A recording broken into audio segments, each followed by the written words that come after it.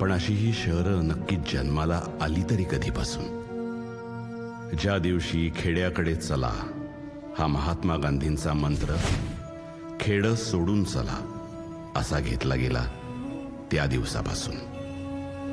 1991 ला आलेल्या डेव्हलपमेंटच्या नावाखाली कित्येक छोटी छोटी खेडी संपवून देशभर अशी बेसुमार बकाल शहरं जन्माला आली. तेव्हापासून ही शहरं अशीच मोठी होत राहिली. पण ती छोटी छोटी खेडी ती कुठे गेली याचा आजतागयात कोणालाच पत्ता नाही.